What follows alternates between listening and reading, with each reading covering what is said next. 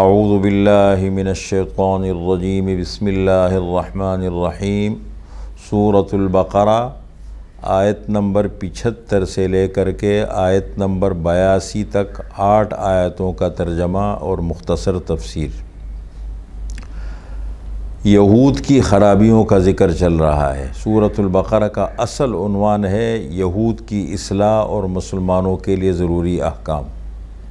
یہود کی خرابیوں کا ذکر ہو رہا ہے۔ اب آیت نمبر 75 میں اللہ تعالیٰ ارشاد فرماتے ہیں کہ اے مسلمانوں، ان سے خیر کی توقع مت رکھو۔ بسا اوقات انسان جب خیر سے محروم ہو جاتا ہے تو اس کو سمجھانا بڑا مشکل ہوتا ہے۔ تو یہاں پر اللہ تعالیٰ یہی بات ارشاد فرما رہے کہ یہ خیر سے محروم ہو چکے ہیں۔ افتطمعون، کیا پس تم توقع رکھتے ہو، کیا تم امید رکھتے ہو، ان یؤمنوا لکم، یہ کہ وہ تمہارے اوپر ایمان لے آئیں گے، وہ تمہاری تصدیق کر لیں گے، تمہاری بات مان لیں گے۔ وقد کان فریق منہم، اور تحقیق تھا ایک گروہ ان اہل کتاب میں سے، یہود میں سے، یسمعون کلام اللہ، سنتے تھے اللہ کے کلام کو، ثم یحرفونہ، پھر اس کو بدل ڈالتے تھے، اس کو تبدیل کرتے تھے، اس میں تحریف کرتے تھے، من بعد ما عقلوہ، سمجھنے کے بعد، وہم یعلمون، اور وہ جانتے تھے کہ یہ سب کچھ غلط ہے۔ جب انسان لالچ میں آ جائے، حرص میں آ جائے، دنیا کے مفادات میں پڑ جائے تو پھر اس طرح کی چیزیں ہوتی ہے، پھر نہ وہ اللہ کا دین نظر آتا ہے اور نہ اصول نظر آتے ہیں اس کو۔ تو یہ تورات کے ساتھ جو ان کی مرکزی کتاب تھی یہ کام کرتے تھے۔ ان کے جو اہل کتاب علماء تھے اللہ کے کلام کا غلط استعمال کرتے تھے۔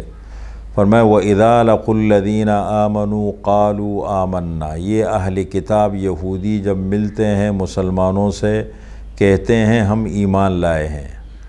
وَإِذَا خَلَا بَعْضُهُمْ إِلَى بَعْضٍ، اور جب ایک دوسرے سے ملتے ہیں، الگ ہوتے ہیں، آپس میں ملتے ہیں، قالوا، کہتے ہیں، ان کا جو سمجھدار پڑھا لکھا طبقہ ہے وہ دوسروں سے کہتا ہے أَتُحَدِّثُونَهُمْ، کیا تم بیان کرتے ہو ان مسلمانوں کے سامنے وہ چیز ما فتح اللہ علیکم، جو اللہ تعالیٰ نے تمہارے اوپر ظاہر کر دی ہے، تمہارے اوپر کھول دی ہے، لیحاجوکم بہ عند ربکم، تاکہ وہ جھگڑا کرے، بحث کرے تمہارے ساتھ اس چیز کے بارے میں، عند ربکم، تمہارے رب کے پاس۔ افلا تعقلون، کیا پس تم عقل اور سمجھ نہیں رکھتے؟ یہ یہود کے لوگ آتے تھے، مسلمانوں سے ملتے تھے، اپنی ہمدردی کا اظہار بظاہر کرتے تھے، حقیقت میں نہیں۔ تو پھر ان کے دوسرے لوگوں نے ان کو کہا کہ تم جا کے اندر کی باتیں ان کو کیوں بتاتے ہو؟ اس لیے کہ یہ تو کہیں گے ان کو علم ہے، سمجھ ہے، لیکن یہ مانتے نہیں ہیں، تو یہ تو ہمارے خلاف حجت قائم کریں گے قیامت کے دن۔ اللہ تعالیٰ فرماتے کیا یہ ہم سے چھپا رہے؟ اولا یعلمون، کیا یہ لوگ نہیں جانتے ان اللہ یعلم ما یسرون وما یعلنون، کہ بے شک اللہ تعالیٰ جانتا ہے جو کچھ وہ چھپاتے ہیں اور جو کچھ وہ ظاہر کرتے ہیں۔ آگے ان کے ایک اور طبقے کا ذکر، ہر طبقے میں ہر جگہ پڑھے لکھے لوگ بھی ہوتے ہیں، ان پڑھ بھی ہوتے ہیں، تو ان میں ایک ان پڑھ طبقہ تھا۔ فرمایا وَمِنْهُمْ أُمِّيُّونَ، اور ان اہل کتاب میں ایک طبقہ ان پڑھ ہے، لا يعلمون الکتاب، نہیں جانتے ہیں کتاب کو، الا امانیہ، مگر آرزوئیں اور تمنائیں ہیں، خواہشات پہ خواہشات رکھی ہوئی ہیں۔ وَإِنْهُمْ إِلَّا يَظُنُّونَ، اور نہیں ہیں وہ لوگ مگر اٹکل پر چلنے والے، گمان پر چلنے والے، تخیلات، خیالات کی زندگی میں، جیسے ہمارے ہاں نہیں ہے اللہ غفور الرحیم ہے، یا فلاں یہ کام کر لو تو بس گناہ مٹ جائیں گے، ختم ہو جائیں گے، باقی معاملات کو جیسے رکھو۔ تو اسی طریقے سے ایک کاروباری طبقہ یا اس طریقے سے دنیا میں رہنے والا طبقہ وہ اس زعم اور گمان میں مبتلا تھا کہ کوئی مسئلہ نہیں، یہ خرچ کر لیں گے، یہ کر لیں گے، کام ہو جائے گا۔ فرمایا فَوَيْلٌ لِّلَّذِينَ يَكْتُبُونَ الْكِتَابَ بِأَيْدِيهِمْ، پس خرابی ہے، ہلاکت ہے ان لوگوں کے لیے جو لکھتے ہیں کتاب کو اپنے ہاتھوں سے، غلط مسئلے لکھتے تھے، غلط چیزیں لوگوں کو بتاتے تھے۔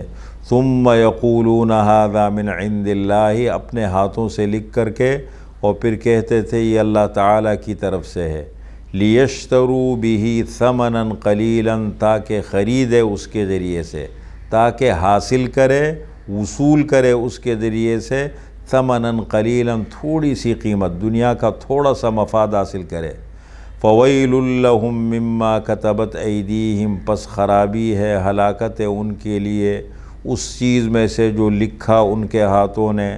وویل لہم مما یکسبون، اور خرابی ہے، ہلاکت ہے ان کے لیے اس چیز میں سے جو وہ کماتے ہیں، جو غلط مسئلے لکھتے ہیں اور پھر اس کے ذریعے سے دنیا کا جو مفاد حاصل کرتے ہیں، دونوں کام خراب ہے۔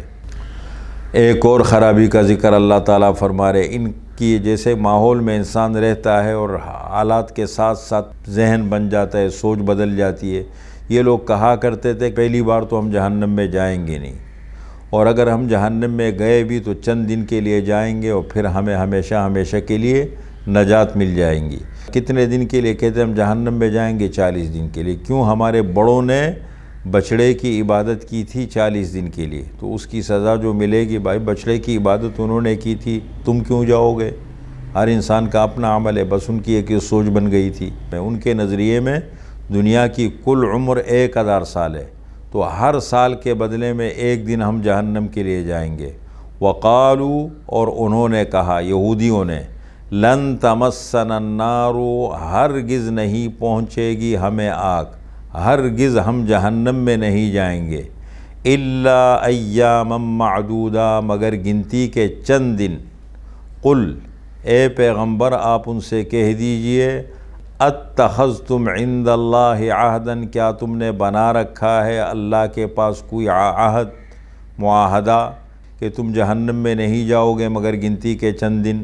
فلن یخلف اللہ عہدہ، پس ہرگز اللہ تعالیٰ اپنے وعدے کے خلاف نہیں کریں گے۔ ام تقولون علی اللہ ما لا تعلمون، یا تم کہتے ہو اللہ تعالیٰ پر وہ چیز جو تم خود نہیں جانتے، اپنی طرف سے من گھڑت خیالات بنا کر کے یا ذہن بنا کر کے اس کی نسبت اللہ کی طرف، اللہ کے دین کی طرف کر دی۔ آگے اللہ تعالیٰ نے ایک ضابطہ قانون بنا دیے کہ جو تمہاری سوچ ہے، تمہارا ذہن ہے، یہ نہیں ہے، بلکہ اللہ نے ضابطہ قانون یہ بنایا ہے، بلا کیوں نہیں، من کسب سیئۃ، جس نے کمایا گناہ، وَأَحَاطَتْ بِهِ خَطِیئَتُهُ، اور گھیر لیا اس کو اس کے گناہ نے، فَأُولَئِکَ أَصْحَابُ النَّارِ، پس وہ لوگ ہیں آگ والے، ہم فیہا خالدون، آگ کے اندر وہ ہمیشہ ہمیشہ رہیں گے۔ والذین آمنوا وعملوا الصالحات، اور وہ لوگ جو ایمان لائے اور جنہوں نے اچھے عمل کیے، اولئک اصحاب الجنت، وہ لوگ ہیں جنت والے، ہم فیہا خالدون، جنت میں ہمیشہ ہمیشہ کے لیے رہیں گے۔